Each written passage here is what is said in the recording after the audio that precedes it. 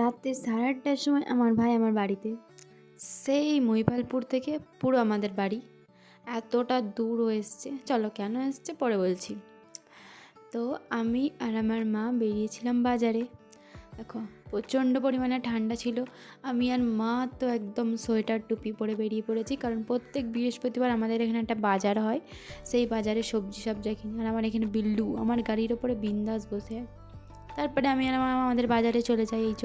এখানে সব রকমের জিনিস পাওয়া যায়। আর এত পরিমাণে ভিড় হয়েছে কি বলবো, সবজি থেকে শুরু করে টোস্টেড জিনিস থেকে খাবারের জিনিস থেকে সব কিছু পাওয়া যায়।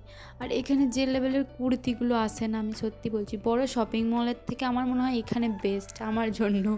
ঠিক আছে, আমার খুব ভালো লাগে এখানে। প্রাইস অত্যন্ত লো লেভেলের, ঠিক আছে, যেটা আমরা কমফোর্টেবল সেগুলোতে। তারপরে আমরা সবজি বাজারে যাই। ঠিক আছে, দেখো এখানে সবজি বাজার ছিল, মাছ। আমি দাঁড়িয়ে থাকি, মা কিনতে থাকে, কারণ আমি তো বুঝতে পারি না কোনটা কীরকম। আর এই যে আমাদের রাস্তা, মানে রোডের ওপরেই একদম হয়।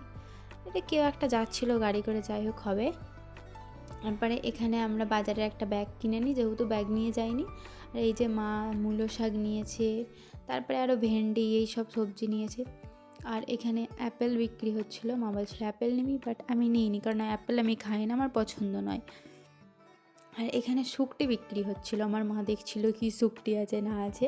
তো এখানে এই শুকটিটাই আসতো না, এটা নতুন নতুন আসছে। অনেক রকমের শুকটি ছিল, শুকটি বেশ দেখতে ভালো লাগে আমার। আমি খাই, আমার না খাওয়ার কিছু না, আমি খাই।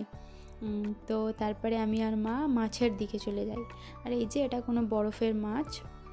তো বরফের মাছ আমরা একটা নিই, কাকু সেটাকে আচ্ছা করে চিলে একদম ধুয়ে ধায়ে পরিষ্কার করে দিয়ে দেয়। আমি আর মা সব কিছু সবজি মাছ নিয়ে বাড়ির দিকে হাঁটা দিই। তারপর একটু দূরে বাজার থেকে গাড়িটা রাখা হয়েছিল, কারণ এত পরিমাণে গাড়ির চাপ ছিল, আমি গাড়ি রাখতে পারিনি বাজারের কাছাকাছি। তাই বাজার থেকে একটু দূরে এনে রেখেছিলাম। তো হাঁটতে হাঁটতে আমরা গাড়ির কাছে চলে আসি। তারপরে বাড়ি এসে দেখি আমার ভাই আমাকে ফোন দেয় যে তুই কি খাবি বল।